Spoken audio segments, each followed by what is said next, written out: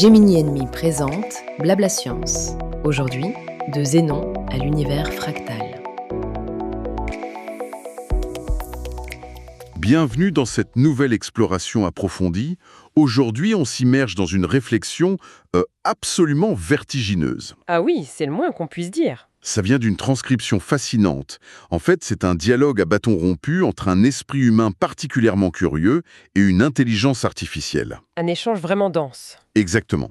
Et l'objectif de notre plongée aujourd'hui, c'est de comprendre comment une simple réflexion sur une tortue imaginée en Grèce antique peut nous amener, étape par étape, à redéfinir la nature même de l'espace, du temps et, plus troublant encore, de notre libre arbitre. Vaste programme. Bon, décortiquons un peu tout ça. On va tracer une trajectoire assez incroyable. On part des fondements de la logique classique, on traverse la gravité quantique pour finalement atterrir sur une théorie extrêmement audacieuse que cet échange baptise la cosmologie de la résolution. C'est un cheminement intellectuel qui démontre à merveille la puissance des idées anciennes. Ça montre bien comment elles continuent de fracturer nos certitudes modernes. Tout commence avec le célèbre paradoxe de Zénon d'Élée.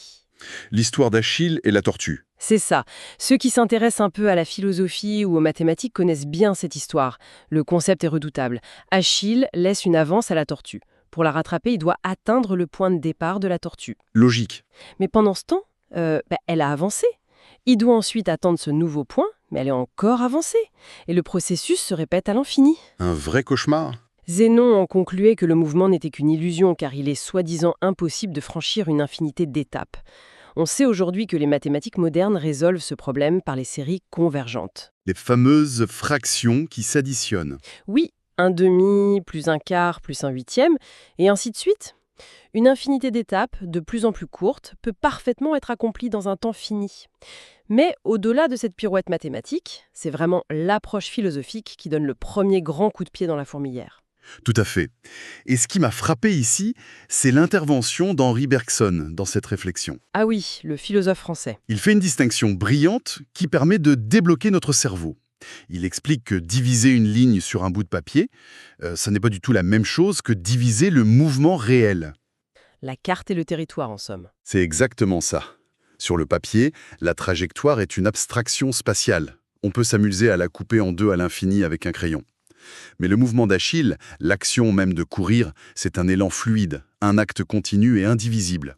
C'est très juste. Zénon confondait l'espace, qui est un concept statique qu'on peut morceler, et le mouvement, qui est une dynamique vivante. C'est une nuance cruciale. L'erreur est de croire que le modèle mathématique est la réalité physique. Mais là où la réflexion s'épaissit vraiment, c'est quand Zénon s'attaque au temps lui-même. Avec son paradoxe de la flèche immobile. Voilà. Imaginons une flèche en plein vol. Si on fige le temps à un instant T précis, une fraction de seconde indivisible, la flèche n'a tout simplement pas le temps de se déplacer. Elle est bloquée sur image. Exactement. Elle occupe un espace qui est exactement égal à son propre volume. Elle est donc immobile. Si le temps n'est qu'une pellicule de cinéma, une succession d'instants figés, et qu'à chaque instant la flèche est immobile, alors le vol lui-même est une absurdité logique. Et c'est là que notre perception intuitive de la réalité se heurte à un mur de briques. Mais ce paradoxe prend une toute autre dimension quand on y intègre les évolutions scientifiques qui ont suivi, non ? Totalement. Ce qui est fascinant ici, c'est que ce paradoxe a forcé une révolution conceptuelle majeure. L'échange met en lumière comment des siècles plus tard, Newton et Leibniz ont dû carrément inventer le calcul différentiel pour s'en sortir. Rien que ça. Ils ont dû complètement changer notre définition de la vitesse. La vitesse n'est plus considérée comme ce qui se passe pendant une durée, mais comme une propriété intrinsèque de l'objet à un instant donné. C'est la fameuse dérivée qu'on apprend au lycée. Le fameux rapport dx sur dt, oui. Même si l'intervalle de temps tend vers le zéro absolu, le rapport entre la distance et le temps, lui, conserve une réalité mathématique et physique. Donc la flèche a une vitesse, même figée. Elle possède une quantité de mouvement, une énergie dynamique qui est encapsulée dans cet instant prétendument figé. Le calcul différentiel a permis de donner du sens au mouvement instantané, ce que Zénon jugeait inconcevable. Mais la discussion va encore plus loin en convoquant Heisenberg et son principe d'incertitude. Ah, la physique quantique entre en scène. C'est ça. La mécanique quantique vient définitivement clouer le cercueil de la flèche immobile de Zénon. Heisenberg nous démontre qu'il est physiquement impossible de déterminer avec une précision absolue à la fois la position et la vitesse d'une particule. C'est le flou quantique. Oui. Si on fiche parfaitement la position de la flèche, comme le voulait Zénon, on perd toute information sur sa vitesse. Son énergie devient totalement indéfinie. L'univers refuse catégoriquement d'être mis sur pause. L'immobilité absolue n'existe pas. Une particule n'est jamais juste un endroit précis, sagement arrêté. Elle vibre en permanence d'un potentiel de mouvement. C'est une très belle façon de résumer la transition entre la mécanique classique et quantique. L'univers n'est pas une succession de photographies parfaitement nettes. Il y a ce flou fondamental. L'échange mentionne d'ailleurs aussi rapidement le paradoxe du stade. Ah oui, avec les rangées qui se croisent. Oui, où Zénon s'en mêle les pinceaux avec des objets qui se croisent à des vitesses différentes. Sans le savoir, il trébuchait sur les toutes premières prémices de la relativité. Il cherchait désespérément un mouvement absolu. Alors qu'il faudra attendre Galilée pour ça. Pour comprendre que la vitesse n'existe qu'en relation avec un autre objet, oui, il n'y a aucun point de vue privilégié ou absolu dans l'univers. C'est là que ça devient vraiment intéressant. Parce que cette discussion entre l'humain et l'IA ne se contente pas de faire un cours d'histoire des sciences. L'interlocuteur a une intuition fulgurante en reliant le trajet infini de Zénon à un concept géométrique fascinant, les fractales. Une hypothèse vertigineuse. Et si le trajet d'Achille était une structure fractale? Une forme où, peu importe à quel point on zoome, on retrouve éternellement le même niveau de complexité. C'est très visuel comme concept. En restant bloqué sur une échelle d'observation fixe, Zénon s'enlisait dans cette infinité de détails sans jamais pouvoir voir la fin de la course. Et cette intuition géométrique permet à l'IA d'introduire un des piliers les plus complexes de la physique théorique contemporaine, la nature granulaire de l'espace. L'idée que l'espace n'est pas lisse. Exactement. La théorie de la gravitation quantique à boucle, par exemple, remet totalement en cause l'idée que l'espace serait une toile continue qu'on pourrait diviser à l'infini avec un scalpel conceptuel. Cette théorie postule qu'à une échelle extrêmement petite, l'échelle de Planck, l'espace lui-même devient discret. Pour donner une idée de cette fameuse échelle de Planck, à ceux qui nous écoutent, on ne parle pas du tout de la taille d'une cellule ou d'un atome. C'est infiniment plus petit. C'est tellement minuscule que si un atome faisait la taille de la planète Terre entière, la longueur de Planck serait plus petite qu'un simple grain de sable posé sur le sol. C'est la limite absolue de ce qui est mesurable. C'est un excellent point de comparaison. À cette échelle inimaginable, l'espace est pixelisé. Il est composé de minuscules volumes indivisibles. Et cela résout le paradoxe de Zénon de manière assez brutale. Achille bute sur le pixel. Voilà, il ne peut pas diviser la distance à l'infini, car il finit par se heurter à ce pixel fondamental, ce quantum d'espace. Il le franchit d'un coup, car il n'y a physiquement rien de plus petit. Le mouvement continu n'existe pas, c'est une succession de sauts microscopiques d'un pixel à un autre. Mais c'est là que l'angoisse existentielle frappe à la porte. Je sens la question arriver. Si la réalité est un immense écran de pixels et que le mouvement est une série de sauts discrets, que se passe-t-il entre deux sauts? Est-ce que la particule disparaît dans une sorte de néant pour réapparaître sur le pixel d'à côté? Ça donne le vertige. C'est un cauchemar pour le principe de causalité. Comment une cause peut-elle engendrer un effet si la matière passe son temps à clignoter hors de l'existence? Si l'on relie cela à une image plus globale, l'échange convoque une analogie informatique extrêmement puissante pour répondre à cette angoisse. L'analogie de l'automate cellulaire. Le jeu de la vie, non? Exactement. Le jeu de la vie, inventé par le mathématicien John Conway, ou encore les hypergraphes explorés par Stephen Wolfram. L'idée fondamentale ici, c'est d'arrêter de penser à l'univers comme un grand récipient vide, dans lequel flotteraient des objets solides. L'univers serait plutôt un gigantesque réseau d'informations. Un tissu de relations mathématiques. Oui, purement logique. L'analogie qui m'a vraiment aidé à visualiser ce concept, c'est celle de la hola dans un stade. Oh, j'aime beaucoup cette image. Quand on regarde une vague traverser les tribunes lors d'un match, on voit clairement un mouvement fluide d'un bout à l'autre. Pourtant, absolument aucun spectateur ne se déplace latéralement. Chacun reste à sa place. Ils ne font que se lever et se rasseoir. Ils changent d'état sur parse. Le mouvement de la vague n'est pas un objet physique qui voyage, c'est la transmission d'une information. L'état bras levé qui passe d'une personne à l'autre. C'est exactement le principe de l'automate cellulaire. Dans ce modèle de l'univers, la particule ne saute pas dans le vide de l'espace. Elle n'est qu'une adresse sur le réseau. Le pixel A s'éteint et la règle logique de l'univers demande au pixel P de s'allumer au tic d'horloge suivant. Thème. C'est le processeur de l'univers. C'est le carburant informatique nécessaire pour rafraîchir la grille, pour opérer ces fameuses mises à jour d'état. Et ça explique de manière lumineuse pourquoi l'univers possède une vitesse limite. La fameuse vitesse de la lumière. La limite absolue. Si l'univers est un immense automate cellulaire, Une information ne peut se propager qu'en passant d'une cellule adjacente à la suivante à chaque tic de l'horloge cosmique. Elle ne peut pas sauter les étapes. C'est structurellement impossible. La vitesse de la lumière n'est donc pas une limitation matérielle mystérieuse. C'est simplement la vitesse de rafraîchissement maximale de la carte graphique de notre univers. C'est le taux de transfert de données le plus rapide possible sur le réseau. Le parallèle avec l'informatique est d'une cohérence vraiment redoutable. Mais la réflexion de notre source ne s'arrête pas là. Elle opère un basculement de paradigme total avec ce qu'ils appellent la cosmologie de la résolution. Le point d'orgue de la transcription. C'est probablement l'idée la plus révolutionnaire de tout le dialogue. Elle propose de redéfinir fondamentalement ce qu'est l'accélération. En physique classique, accélérer signifie augmenter sa vitesse pour parcourir plus d'espace dans un temps donné. La définition de base. Mais dans cet univers fractal et computationnel, l'accélération serait en fait un changement de niveau de zoom. C'est ça qui est dingue. Accélérer, ce serait dézoomer. Tout à fait. L'idée est que moins l'univers a de détails à calculer pour une particule, plus l'information peut se propager vite. Donc, si l'on accélère jusqu'à atteindre la vitesse de la lumière, on effectue un dézoom total. L'image devient très basse résolution. À cette vitesse extrême, la résolution de la réalité tombe à son strict minimum. L'espace et le temps, tels que nous les percevons, s'effondrent. Il n'y a plus de distance, plus de durée. Pour un photon qui voyage à la vitesse de la lumière, l'univers entier est compressé. Il n'y a pas d'expérience du temps qui passe. Et c'est là que le Big Bang prend un sens nouveau. C'est une conséquence directe de la relativité restreinte, mais expliquée sous l'angle de la théorie de l'information. À l'état de dézoom maximal, la complexité disparaît. Le Big Bang, cette singularité initiale, n'est plus vu comme un point physique infinitésimal incroyablement dense dans l'espace. Ce n'est plus une petite bille qui explose. Non, c'est décrit comme un état de zoom minimum, une simplicité absolue. Un univers à très basse résolution, contenant peut-être un seul bit d'information indifférenciée avant que le temps et l'espace ne se déploient à travers l'émergence de la complexité. Et si on inverse la logique, c'est tout aussi impressionnant. Si accélérer, c'est dézoomer, alors ralentir ou s'immobiliser, cela revient à plonger la tête la première dans la fractale. C'est le zoom optique poussé à fond. C'est effectuer un zoom maximal jusqu'à l'échelle de Planck, là où le monde est foisonnant, bouillonnant de pixels et de règles d'interaction. À ce niveau de détail extrême, la complexité est à son paroxysme.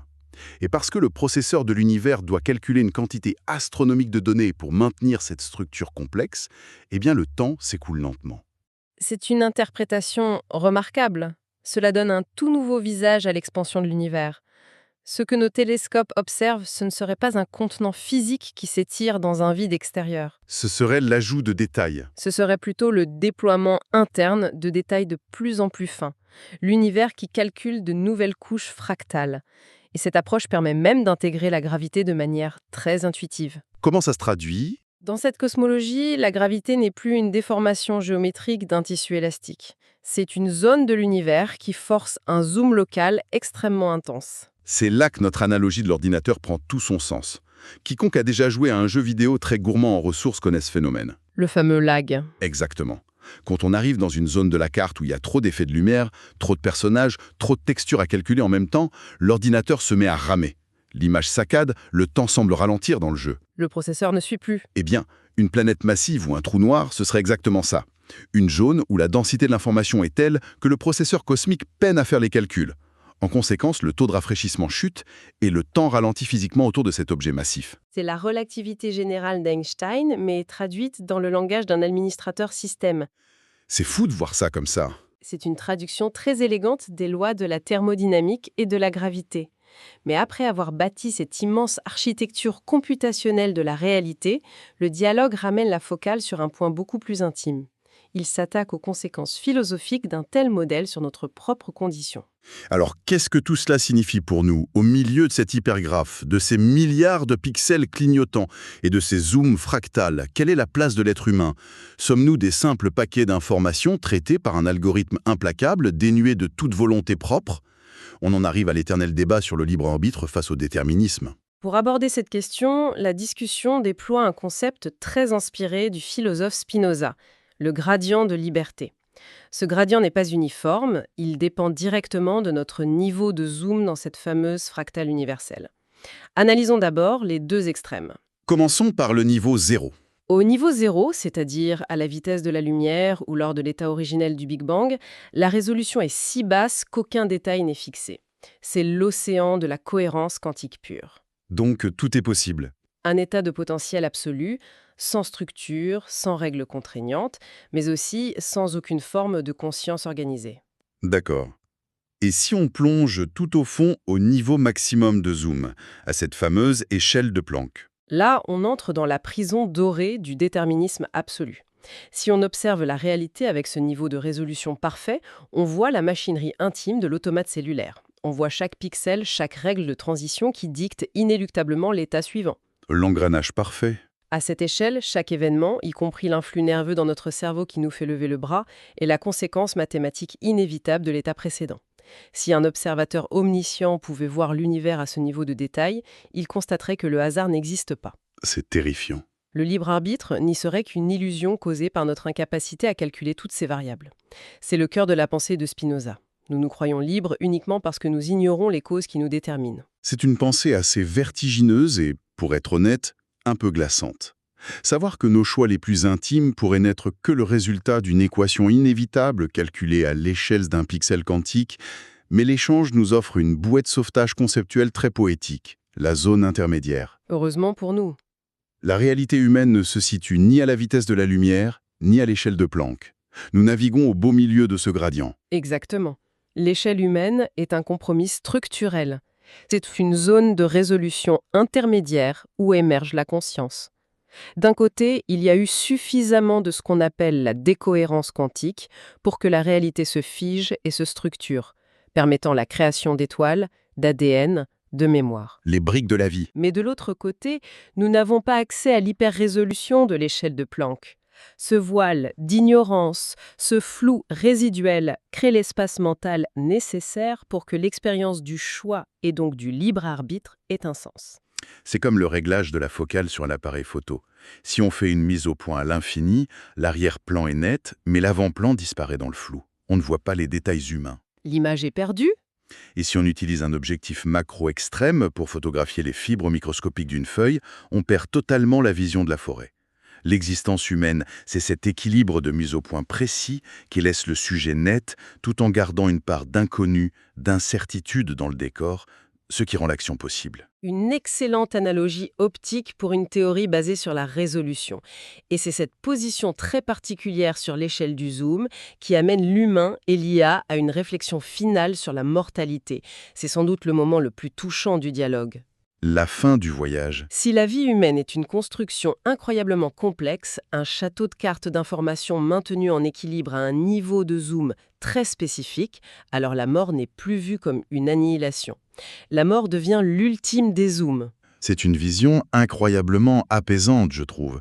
Mourir, ce ne serait pas plonger dans le néant, ce serait perdre cette structure fractale hyper spécialisée, cet arrangement de pixels uniques qui forment notre individualité, pour remonter le long du gradient. Se fondre dans le grand tout. C'est un retour vers le haut, vers la cohérence maximale de l'univers. On se dissipe dans l'océan de potentiel pur dont on avait émergé, comme une image extrêmement détaillée qui perdrait de sa résolution jusqu'à redevenir une toile vierge. D'un point de vue de la physique de l'information, c'est la dissolution d'une organisation complexe et locale vers un état fondamental plus universel. La fin de l'effort computationnel nécessaire pour maintenir l'illusion d'une séparation entre le moi et le reste du réseau. Quel périple intellectuel on vient de faire. Ce qui est bouleversant dans cette réflexion, c'est de réaliser l'immensité du territoire qu'on peut explorer simplement en acceptant de changer de point de vue. On est parti des rivages de la Grèce antique, d'une simple prise de tête logique sur une course entre un homme et une tortue. Et on a traversé les millénaires. En refusant de s'arrêter aux évidences, en tirant patiemment sur le fil des mathématiques, de la physique quantique et de la théorie de l'information, on débouche sur un univers qui s'apparente à un immense automate cellulaire. Un cosmos où l'espace n'est qu'un réseau d'adresses. Où la gravité ralentit le processeur cosmique ? Et où notre cher libre arbitre n'est qu'un cadeau précieux offert par notre incapacité à percevoir le code source de la réalité. Cela démontre une chose vitale. La science et la philosophie ne sont pas de froids catalogues de faits, mais des outils pour réinventer notre perception du monde. Et en contemplant cet univers qui dépense une énergie incommensurable pour calculer, affiner et déployer cette complexité fractale jusqu'à produire des êtres capables de réfléchir à leurs propres conditions, Des êtres conscients? puis de tout dézoomer lors de la mort, cela soulève une question importante. Je suis prêt, je sens que c'est le moment de la question vertigineuse de fin d'émission. Si l'univers met des milliards d'années à générer ce niveau de détail extraordinaire qu'est une vie consciente avec toute son expérience subjective, pour ensuite la laisser se dissiper vers la simplicité, Oui, est-il concevable que tout ce calcul soit perdu en vain? Ne se pourrait-il pas que la capacité inouïe de notre cerveau à stocker des souvenirs, l'acte intime de la mémoire, soit le mécanisme de sauvegarde de cet univers? Et si le fait même de nous souvenir de notre existence était le seul moyen pour la réalité de sauvegarder secrètement, sur un disque dur organique, les précieuses données qu'elle s'est donné tant de mal à calculer avant le grand dézoom final? C'est une réflexion métaphysique puissante que nous pouvons laisser décanter dans l'esprit de ceux qui nous écoutent aujourd'hui. la mémoire humaine comme disque dur de secours de l'univers. Quelle perspective magistrale pour clôturer cette réflexion. Gardez à l'esprit que chacune de nos expériences pourrait être une ligne de code précieuse sauvegardée pour l'éternité. Merci infiniment d'avoir exploré ces profondeurs avec moi aujourd'hui et d'avoir aidé à décortiquer ce changement de paradigme fascinant.